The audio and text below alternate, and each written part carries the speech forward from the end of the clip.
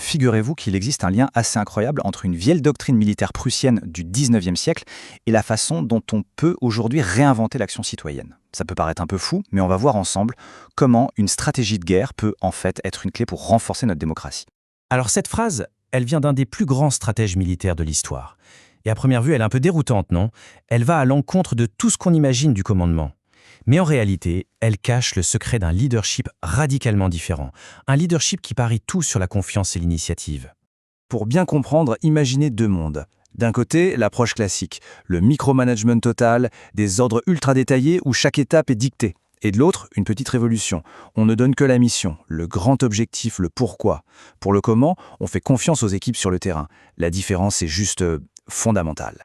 Et ce concept, il a un nom un peu particulier, on va dire, l'Auftragstaktik. En gros, la tactique par la mission. Cette idée, née en Prusse, a complètement changé les règles du jeu à l'époque. Elle a apporté une flexibilité, une rapidité de décision jamais vue. Le principe est d'une simplicité désarmante. On définit la destination, mais pas l'itinéraire. Ok, alors voilà le programme. On va d'abord plonger dans les origines un peu secrètes de ce concept, puis on va décortiquer comment ça marche concrètement. Ensuite, on verra comment cette idée s'est échappée du monde militaire pour s'appliquer un peu partout. On arrivera alors au cœur du sujet, la mission citoyenne. Et pour finir, on regardera ce que ça donne en pratique, avec une sorte de boîte à outils pour le changement. Alors, replongeons-nous un instant au 19e siècle. La plupart des armées de l'époque sont des machines rigides, ultra centralisées. Et au milieu de tout ça, l'armée prussienne développe cet avantage décisif. En donnant de l'autonomie à ses officiers, elle devient capable de réagir bien plus vite, de s'adapter aux imprévus du terrain. Mais alors, comment ça fonctionne en détail ?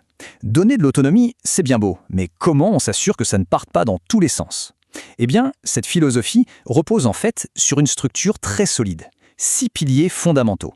Le point de départ, la base de tout, c'est l'intention du commandement. Le pourquoi de la mission doit être limpide. Une fois que c'est clair pour tout le monde, on peut passer au deuxième pilier, l'autonomie locale. C'est la liberté d'action sur le terrain. Bien sûr, cette liberté vient avec une contrepartie, la responsabilité individuelle. Chacun est comptable de ses choix. Et le ciment qui tient tout ça ensemble, c'est une confiance mutuelle absolue entre les échelons. Pour que ça marche aussi, il faut une communication parfaite sur l'objectif et enfin, une capacité d'adaptation permanente. C'est l'ensemble de ces éléments qui rend le système si puissant. Allez, on fait un bond d'avant jusqu'à aujourd'hui. Ce qui est fascinant, c'est que ce modèle a complètement dépassé le cadre militaire. Il s'est exporté avec un succès fou dans le monde moderne. Prenons Spotify par exemple. Leur fameuse organisation en squads autonomes, c'est de l'Auftragstaktik pure et simple. Chaque squad a une mission claire, comme améliorer la découverte de musique, et carte blanche sur le comment. Ou regardez le X-Prize, on fixe un objectif complètement fou comme construire un vaisseau spatial privé, mais on laisse une liberté totale sur la méthode.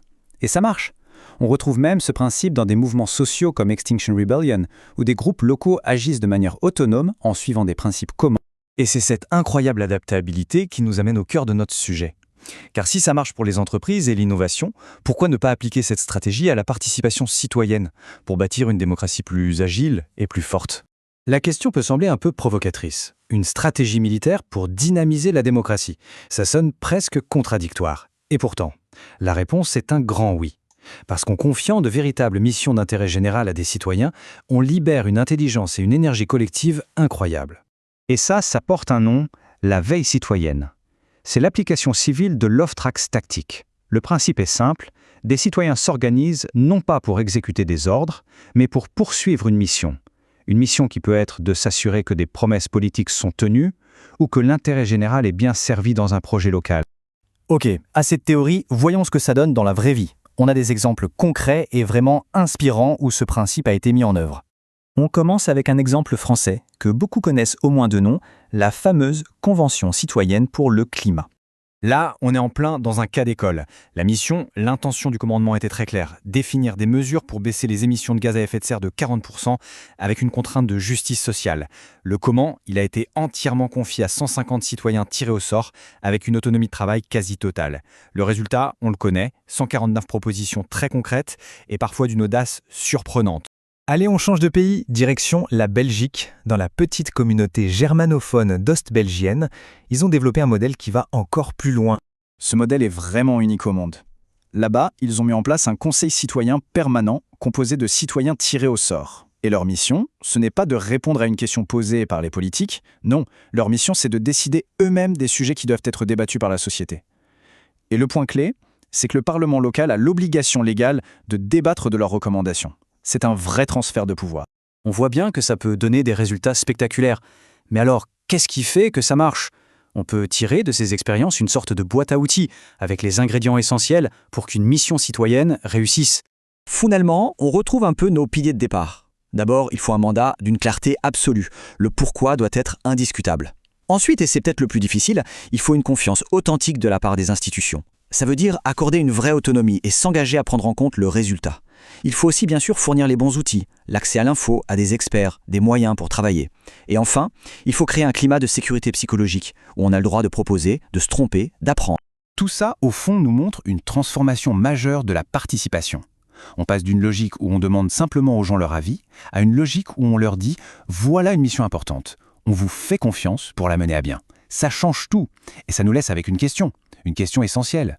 Autour de nous, dans chaque communauté, chaque ville, quelle est la grande mission qui n'attend que l'initiative de ses citoyens pour être enfin accomplie ?